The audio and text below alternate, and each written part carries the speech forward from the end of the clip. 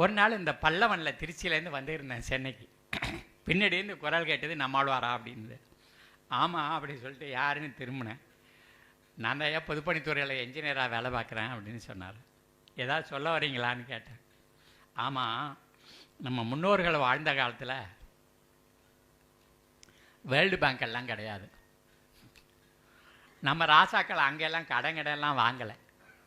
வாங்கதான் தான் இந்த 39,000 ஏரிகளையும் வெட்டியிருந்தாங்க. World bank loan இல்லாமல் தான் 39,000 ஏரிகளை வெட்டியிருந்தாங்க. ஆனால் இன்றைக்கி குடியாட்சி 60 வருஷம் கழித்து ஒரு ஏரி கூட மம்புட்டி பார்க்கலை அப்படின்னு சொன்னோம். வேர்ல்டு பேங்க்ல இந்த பணம் மட்டும் வந்துக்கிட்டே இருக்குது, ஆனால் ஏரி மம்புட்டி பார்க்கலை.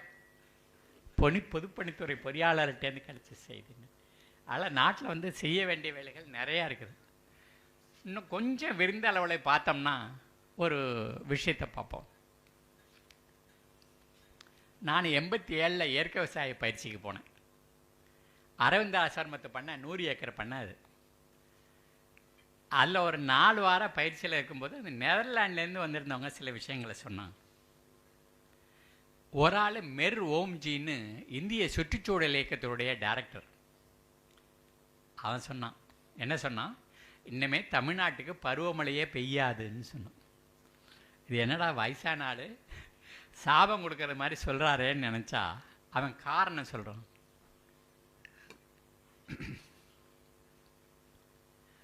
இந்த மேற்கு தொடர்ச்சி மலை இருக்குல்ல, அது நமக்கு அரணாக இருக்குது.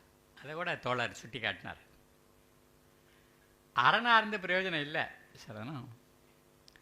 அதில் அது 3000 அடி இருக்குது, அது மேலே இருக்குது 200 அடி உயரத்துக்கு மரக்கூட்டங்கள் இருக்குது.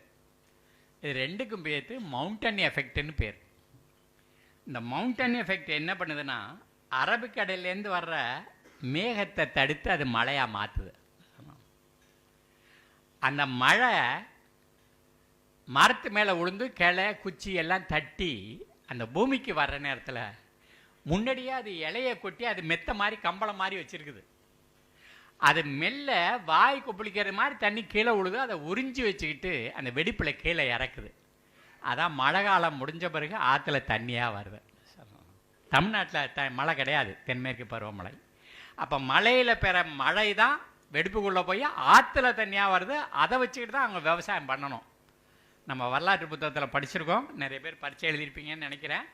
ஒரு காலத்தில் சோழ மண்டலம் தென்னிந்தியாவின் நெற்களஞ்சியம் என்று பேசப்பட்டதுன்னா, அந்த நெற்களஞ்சியம்னா இப்போ காஞ்சி கிடக்கு, 15 லட்சம் ஏக்கர் காஞ்சி கிடக்குது.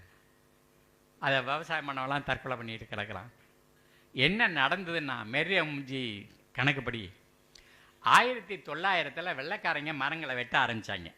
நகரங்களை உண்டு பண்ணுறதுக்கு, நகரங்களை ஃபர்னிச்சர் கொண்டு வர்றதுக்கு, ரயில் பாதை போடுறதுக்கு, மரம் போடுறதுக்கு, அடுக்கிறதுக்கு வெட்டினாங்க. அப்புறம் பார்த்தா, ஆகா இது ரொம்ப நல்லா இருக்குது அப்படின்னு சொல்லிட்டு அதில் கொஞ்சத்தை வெளிநாட்டும் கொண்டு போனான். எங்கெங்கெல்லாம் அவன் ஆட்சி பண்ணானோ அங்கெல்லாம் கொண்டுட்டு போனான். அங்கெல்லாம் அந்த மரத்தை கொண்டு போய் பயன்படுத்தினாங்க, கப்பல் கட்டினாங்க, எல்லாம் செஞ்சாங்க. அதிலேருந்து 1950க்குள்ளே ஒரு 50 வருஷத்தில் நம்ம நாட்டில் பெஞ்சிக்கிட்டு இருந்த மழை பாதியாக குறைஞ்சி போச்சு. ஒரு வருஷத்தில் 400 நாள் மழை பெஞ்சது 205 நாள் மழை பெய்கிற மாதிரி ஆயிடுச்சு. அதுக்கப்புறமா அவன் ஒன்று செஞ்சான். என்ன பண்ணான்னா, இந்தியாவுக்கு வந்துட்டாலும் இங்கிலாந்தில் எதெல்லாம் அனுபவிக்கிறோமோ அதெல்லாம் இங்கே அனுபவிக்கணும்னு நினச்சான். அதெல்லாம் அப்போ அந்த மரங்களை வெட்டிட்டு அதில் தேயிலை தோட்டம் போட்டான்.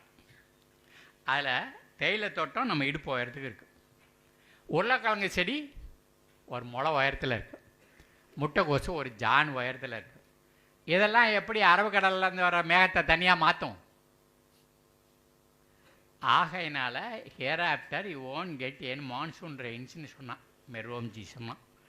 அதிலேருந்து நான் பார்த்துக்கிட்டே இருக்கிறேன். எப்போது மழை பெஞ்சதுன்னா வங்காள விரிகுடாவில் காற்றழுத்த தாழ்வு நிலை இருக்கிறது. அப்போது மக்களுக்கு வேண்டிய காட்டை அழிச்சிட்டாங்க, மக்கள்கிட்ட வேண்டிய மாட்டெல்லாம் கொண்டு போய் இறைச்சாக்கிட்டாங்க, மக்களுடைய நெல் ரகத்தெல்லாம் பறிச்சுக்கிட்டு போய் ஃபிலிப்பைன்ஸில் வச்சுக்கிட்டாங்க, வயலுக்கு தண்ணியை விட மாட்டேங்கிறான். 40 வருஷம் அடுத்த மாநிலத்தோடு இருக்கிற பிரச்சனையை தீர்த்து விவசாயிக்கு தண்ணி கிடைக்கிறதுக்கு வழி பண்ணலை. அவருடைய உச்சக்கட்டமாக தான் இன்றைக்கி இந்த பிரதம மந்திரி சொல்லியிருக்கிறாரு. நான் 2012 அடித்த ஜோக்குலேயே பெரிய ஜோக்கு இதுவாக தான் இருக்கும்னு நினச்சேன். நான் அவர் என்ன சொல்லியிருக்கிறாரு, விவசாயினுடைய வருவாய் உயரணுமானால் நிலத்தை விட்டு வெளியே வந்துருன்ற.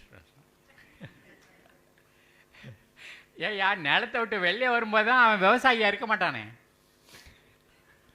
விவசாயியோட வருவாய் உயர நிலத்தை விட்டு வெளியே வருதுன்னு சொன்னால் அதான் பெரிய ஜோக்கு. சர்தார்ஜி ஜோக்கில் பெரிய ஜோக்கு வந்து